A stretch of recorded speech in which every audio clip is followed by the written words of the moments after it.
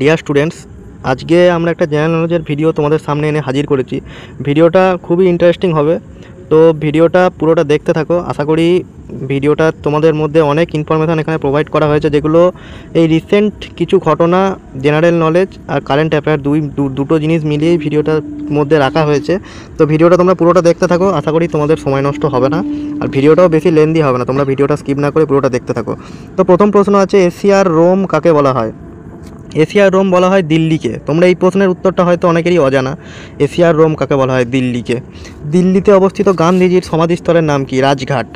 FIFA প্রতিষ্ঠিত হয় কবে? 1904 সালে। কত বছর পর হ্যালির ধূমকেতু দেখা যায়? 76 বছর। এই প্রশ্নের উত্তরটা অনেকেরই জানা। জনসংখ্যায় পৃথিবীর সবথেকে বড় দেশ কোনটি? অর্থাৎ জনসংখ্যার বিচারে আমাদের টোটাল পৃথিবীর মধ্যে সবথেকে বড় দেশ কোনটি? এটা হচ্ছে চীন। চীনের প্রাচীর কে নির্মাণ করেন? চীনের প্রাচীর আমরা অনেকেই ছোটোবেলায় পড়েছি আমাদের ইতিহাস বইতে। চীনের রাজা কিন শি হুয়াং চীনের প্রাচীর নির্মাণ করেন। নামটা মনে রাখবে ভালো করে, চীনের রাজা কিন শি হুয়াং। হামিংবার্ড কোন দেশের জাতীয় প্রতীক? Trinidad and Tobago. এই দুটো দেশের জাতীয় প্রতীক হচ্ছে হামিংবার্ড। পৃথিবীর মানচিত্র প্রথম অঙ্কন করেন কারা? গ্রিক বিজ্ঞানী, যারা প্রথম পৃথিবীর মানচিত্র অঙ্কন করেন। দক্ষিণ ভারতের সর্বোচ্চ শৃঙ্গের নাম কি? আনাইমুদি পর্বতমালা হচ্ছে দক্ষিণ ভারতের সর্বোচ্চ শৃঙ্গের নাম কি? এটার উচ্চতাটা তোমাদের কারোর জানা থাকলে তোমরা কমেন্টে জানাবে। ভারতের অরণ্য গবেষণাগারটি কোথায় অবস্থিত? দেরাদুনে অবস্থিত ভারতের অরণ্য গবেষণাগারটি। তো ভিডিওটা চলাকালীন তোমাদের একটাই কথা বলি, এই ধরনের ভিডিও তোমরা যদি দেখতে চাও তোমরা কমেন্টে তো অবশ্যই জানাবে। আর তোমরা একটাই কাজ করবে যে ভিডিওটাকে লাইক, কমেন্ট, শেয়ার, সাবস্ক্রাইব করতে ভুলো না। বেশি বেশি করে শেয়ার করতে থাকো। এক্ষেত্রে তোমাদের মতোই যারা প্রিপারেশান নিচ্ছে সেক্ষেত্রে তাদেরও সুবিধা হবে, যে ভিডিওগুলোকে পড়তে পারবে। আর চ্যানেলটাকে অবশ্যই সাবস্ক্রাইব করতে ভুলো না। তোমাদের এক একটা কমেন্ট আমাদের নতুন ভিডিও বানাতে ইন্সপায়ার করে। তো পরবর্তী প্রশ্ন, পৃথিবীর প্রথম টেস্ট টিউব বেবি কোথায় জন্মগ্রহণ করেছিল? ইংল্যান্ডে প্রথম পৃথিবীর টেস্ট টিউব বেবি জন্মগ্রহণ করেছিল। বিশ্ব জনসংখ্যা দিবস কোন দিন পালিত হয়? বিশ্ব জনসংখ্যা দিবস 11ই জুলাই পালিত হয়। বিশ্বের কত শতাংশ মানুষ সমতলে বাস করেন? বিশ্বের 90% মানুষ সমতল ভূমিতে বাস করেন, অর্থাৎ আমরা বাস করি সমতল ভূমিতে। আর বাকি 10% মানুষ বাস করেন, যেটা হচ্ছে আমরা কি বলবো, সেগুলো হচ্ছে পাহাড়, পর্বত, নানান রকম জায়গা বা কোনো মালভূমি। এখানে বেসিক্যালি সমতল বলতে বলা হচ্ছে যে সমতল ভূমি, আরও যেগুলো থাকে মালভূমি, পর্বত, সেগুলোতে বাকি 10% মানুষ বাস করেন। ভারতের প্রথম কৃত্রিম উপগ্রহ কোনটি? আর্যভট্ট। ভারতের প্রথম কৃত্রিম উপগ্রহ, তোমরা কমেন্টে জানাবে যে এটা কোন দিন তৈরি করা হয়েছিল বা কত সালে এটা কৃত্রিম উপগ্রহটা বানানো হয়েছিল। সার হিসাবে ব্যবহার করা হয় এমন শৈবালের নাম কি? অ্যানাবিনা, নস্টক। এগুলো দেখবে তোমরা ছোটোবেলায় অনেক বইয়েতেই পড়েছো এগুলো, তো তোমরা পরীক্ষায় পড়েছো, কিন্তু এগুলো পরীক্ষার জন্য যে কতটা ইম্পর্টেন্ট সেই জন্যই এই প্রশ্নগুলোকে বারবার তোমাদের সামনে নিয়ে এসে হাজির করা হচ্ছে। কোন ধাতুর আকরিকের নাম গ্যালেনা? সীসা। সীসার আকরিকের নাম গ্যালেনা। স্থায়ী চুম্বক তৈরি করতে কোন লোহা ব্যবহার করা হয়? আবারও বলছি প্রশ্নটা, স্থায়ী চুম্বক তৈরি করতে কোন লোহা ব্যবহার করা হয়? অর্থাৎ পার্মানেন্ট ম্যাগনেট, এটা হচ্ছে ইস্পাত ব্যবহার করা হয়। প্লাস্টিক শিল্পে ব্যবহৃত পিভিসি, পিভিসি নামটা তোমরা অনেকেই শুনে থাকবে, দেখবে নানান রকম পাইপের গায়ে লেখা থাকে, কোনো বোতলের গায়ে লেখা থাকে যে পিভিসি। পিভিসির অর্থ কী বা পুরো কথা কি? এটা হচ্ছে polyvinyl chloride. Polyvinyl chloride, PVC.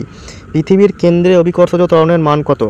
পৃথিবীর কেন্দ্রে অভিকর্ষজ ত্বরণের মান হচ্ছে 0। আমরা বাস করি পৃথিবীর উপরিতলে, সেখানে অভিকর্ষজ ত্বরণের একটা মান আছে, তো সেটা তোমরা কমেন্টে জানাবে এখানে অভিকর্ষজ ত্বরণের মান কত। আর পৃথিবীর কেন্দ্রে অভিকর্ষজ ত্বরণের মান হচ্ছে 0।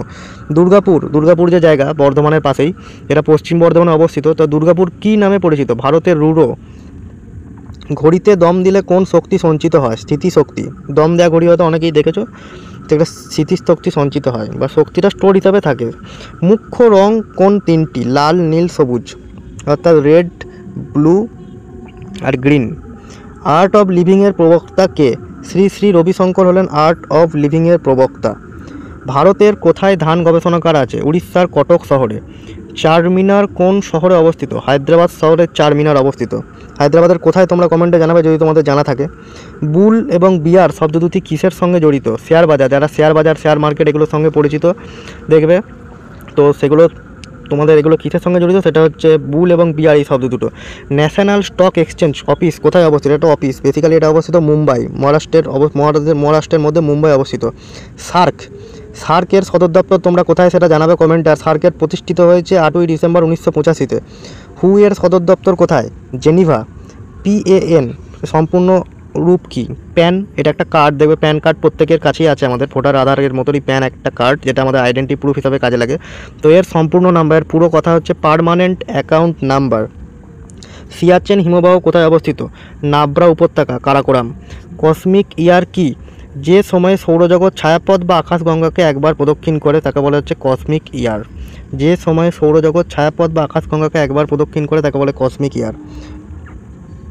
উড়িষ্যা রাজ্যের স্টেট অ্যানিম্যাল কোনটি? অর্থাৎ উড়িষ্যা যে রাজ্য, সেটা জাতীয় পশু কোনটি? সম্বর হরিণ। শরীরের সবথেকে বড় অঙ্গ কি? ত্বক, অর্থাৎ স্কিন হচ্ছে আমাদের শরীরের সবথেকে বড় অঙ্গ। ডিএনএস বলতে কি বোঝায়? ডোমেন নেম সিস্টেম, এটা হচ্ছে ডিএনএস এর ফুল ফর্ম। তো আজকের ভিডিওটা আশা করি প্রত্যেকেরই ভালো লেগেছে। আজকের ভিডিওটা বেশি বড় করলাম না, 35টা প্রশ্ন টোটাল এখানে আছে। তো তোমাদের আবারও বারবার বলছি যে চ্যানেলটাকে লাইক, কমেন্ট, শেয়ার, সাবস্ক্রাইব করতে ভুলো না এবং বেশি বেশি করে শেয়ার করতে থাকো তোমাদের বন্ধুদের কাছে। এই ধরনের ভিডিও অনেকেরই জানা অজানা নানান রকম তথ্য প্রত্যেকের সামনেই তোমরা যদি শেয়ার করতে থাকো তাহলে তোমাদেরই অনেক বন্ধু এই ধরনের ভিডিও দেখে তাদেরই লাভ হবে। তো তোমাদের এই কথাটাই একটা বলা যে তোমরা কমেন্টে আর কী কী ধরনের ভিডিও দেখতে চাইছো, তো সেটা আমাদের কমেন্টে অবশ্যই জানাবে। তো আজকের ভিডিওটা এই পর্যন্তই। Thank you.